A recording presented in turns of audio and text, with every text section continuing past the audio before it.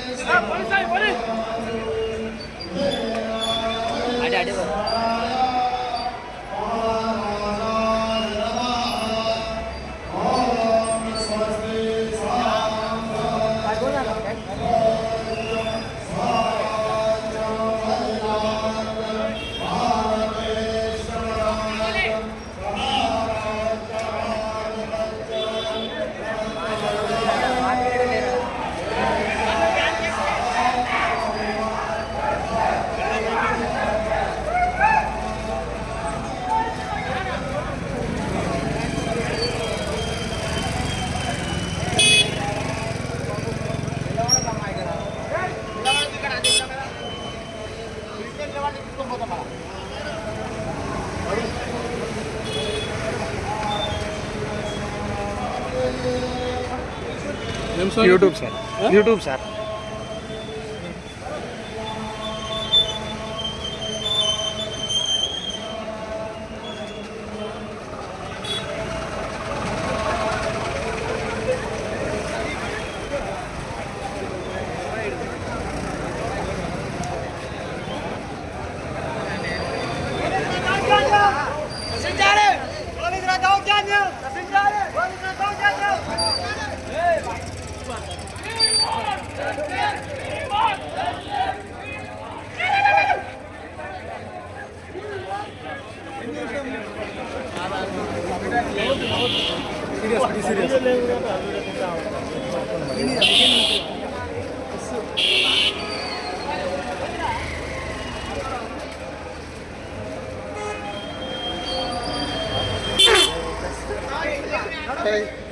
Rey.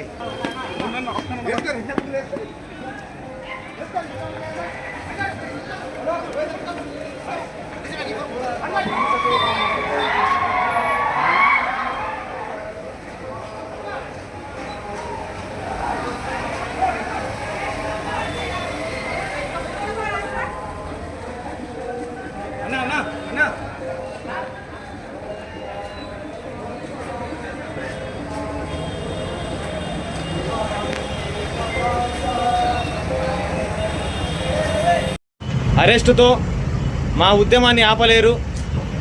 ఎందుకంటే government ఏదైతే 19,000 ఉద్యోగాలు నేను చెప్పిందో ఆ 19,000 ఉద్యోగాలు మాత్రం వేయకపోతే మాత్రం ఈ కాంగ్రెస్ ప్రభుత్వానికి మేము తీవ్ర హెచ్చరికలు జారీ చేస్తున్నాము. మేము ఉద్యమ కార్యాచరణ స్టార్ట్ చేసినాం. ఎందుకంటే మీరు ఇస్తామన్న 19,000 ఉద్యోగాలు ఇస్తే బాగుంటుంది, లేకపోతే మాత్రం రేపటి నుంచి దిల్సుఖ్ నగర్ మొత్తం కూడా నిరుద్యోగులు మొత్తం తీవ్ర అసహనానికి గురై బయటికి వచ్చి ధర్నాలు చేస్తారు. మీరే అన్నారు 19,000 ఉద్యోగాలు అని చెప్పేసి, మరి జియో 46 సంగతి ఏంది? జియో 47 రద్దు చేయకపోతే మాత్రం ఈ కాంగ్రెస్ ప్రభుత్వానికి మా నిరుద్యోగుల తీవ్రత ఏంటో త్వరలో చూపిస్తామని హెచ్చరిస్తున్నాము.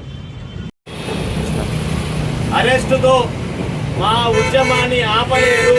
ఎందుకంటే ఆ రోజు ఎన్నికల మేనిఫెస్టోలో మీరు ఇచ్చిన హామీలే మేము అడుగుతున్నాము. రేవంత్ రెడ్డి గారు 19,000 ఉద్యోగాలు ఖాళీ ఉన్నాయని చెప్పేసి ఇవాళ 5,000 ఉద్యోగాలు ఇస్తామన్న దాంట్లో మతలబ్ ఏంటి? అంటే ఉద్యోగాలు ఏమైనా అమ్ముకుంటున్నారా? ఇంకో విషయం, మీరు ఎన్నికల హామీలో భాగంగా జియో 46 రద్దు చేస్తామన్నారు. మరి ఆ సంగతి ఏమైంది? ఎక్కడ దాకా వచ్చింది జియో 46? రద్దు చేస్తారా లేదు? దాంతో పాటు ఈ ప్రతిపక్షాలు ఉన్నాయా లేవా తెలంగాణలో?